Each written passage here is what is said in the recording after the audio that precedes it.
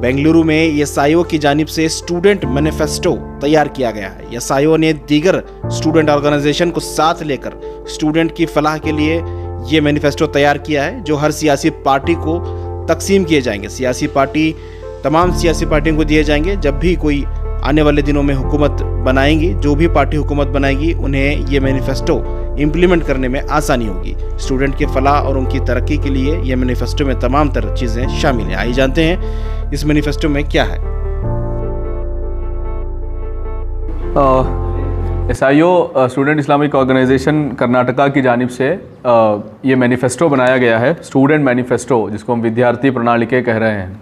और इस मैनिफेस्टो को जो है हम पॉलिटिकल पार्टीज़ को देना चाहते हैं। उनके जो मैनिफेस्टो आ रहे हैं उसमें कुछ शामिल करने के लिए जो कर्नाटका के यहाँ के तलबा के जो मुतालिबात हैं वो हम रखना चाह रहे हैं।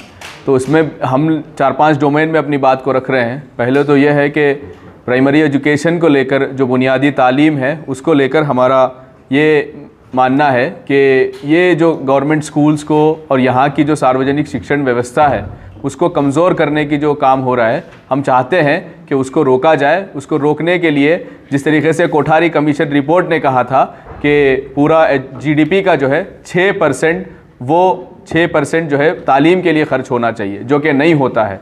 तो आज जो है 2%, 2.5% करके गवर्नमेंट इस पर इत्मीनान कर जाती है, जिसकी वजह से होता यह है कि सरकारी स्कूल जहां गरीब बच्चे, गरीब तलबा पढ़ते हैं, उन स्कूलों को जो है बंद करने की बात हो रही है। वो स्कूल बंद होते हैं और उसके साथ साथ यहाँ जो स्कूल की जो तालीम की जो क्वालिटी है, क्वालिटी ऑफ एजुकेशन है, वो एजुकेशन इसीलिए घट रहा है कि यहाँ जिस तरीके से टीचर्स को अपॉइंट करना चाहिए था, यहाँ जिस तरीके से असातिज़ा को अपॉइंट करना चाहिए था, वो नहीं होता है। अगर हम देखते हैं तो 2019-20 में कर्नाटक में जो है 22,300 असातिज़ा की ज़रूरत थी, यानी वैकेंसी थी, वहाँ खाली जगह थे। अब वो 2020-21 में जो है वो दिन ब दिन ज़्यादा होते जाता है। 2019-20 में 22,000 होता है, 2020-21 में जो है 34,000 होता है, और उसके बाद 21-22 की जब हम हालत देखते हैं तो तकरीबन 50,000 यानी 50% यानी 1,41,000 जो है वहाँ हमारे पास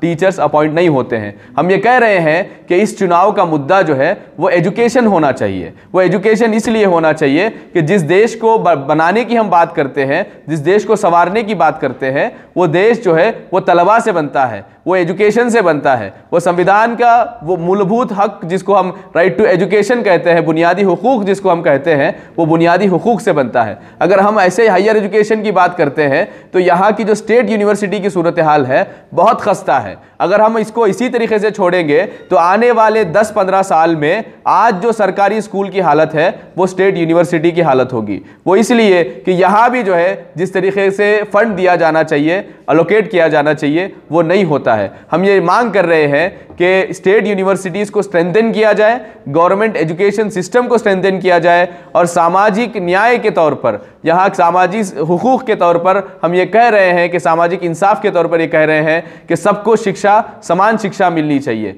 तभी जाके एक सबका साथ सबका विकास हो सकता है। ये सबका साथ सबका विकास उसी वक्त होगा जब सबको शिक्षा, समान शिक्षा मिलेगी।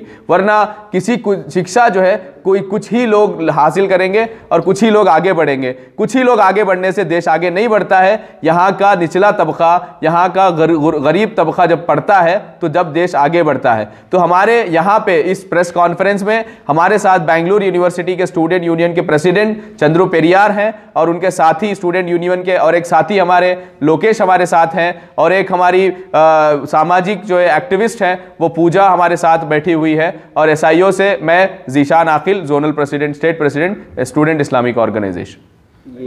ये जो आपने मैनिफेस्टो का जो है उसके सिलसिले। So today in this country, it's very difficult to live as a woman, first of all. So having said that, I would like to say that in the country which respects women so much, there shouldn't be any kind of barrier for a woman or for any student to access education. So in the past few years we have been seeing that any person who comes from an underprivileged background is systematically oppressed to make sure that they just don't cannot live in this country.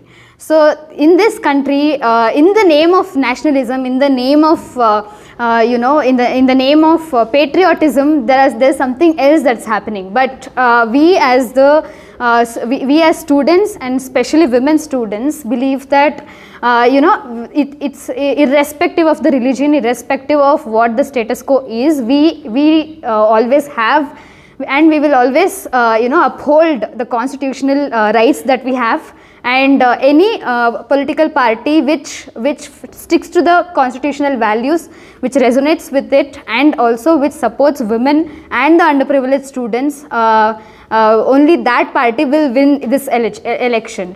And we've been seeing how caste atrocities and in the name of religion, caste, there have been several issues going on in multiple campuses, and also that the merit scholarships that we earlier had, everything is being removed, which is very unfortunate. So as a women student, as a girl student, it's very, for me it is like very important that the campus is very safe. And for a larger community, it's first of all a lot of compromise and lot of negotiation that we do at our homes to actually come out of the house, and then whether it is employment or education, it's always a negotiation and a lot of requests that we have to do at home. And with such a kind of environment that is being developed in the society and also inside the campus, it has been a lot of it's posing a lot more challenges to us to access education and also to work as a woman. So that's why only those governments who do not interfere with a woman's personal choices, like let's say wearing a cloth that is of my choice. Now we got to know, like we literally the government split the entire country into a woman wearing hijab and not wearing hijab. Even Hindus, even Christians, and irrespective of which religion or caste a person belongs to, we do wear clothes on our head as per the necessities of the situation. So it's but making it as a very religious issue and not giving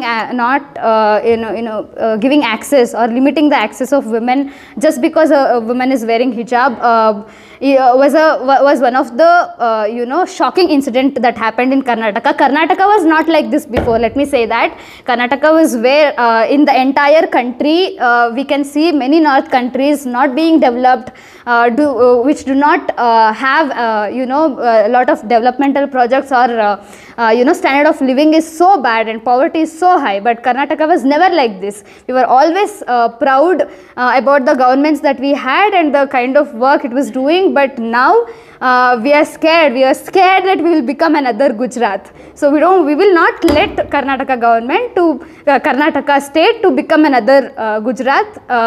We will hold our culture and our values and even I think we are more patriotic than any other Indian or any other the people who are claiming that they are nationalists, but in the name of that there are many things they are just dividing India. But I would like to say that we as Indians are together, and we as students are always together.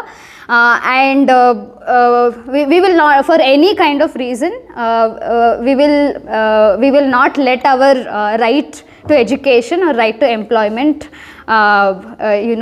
be taken away from us. Thank you so much. My name is Pooja Yashodhare.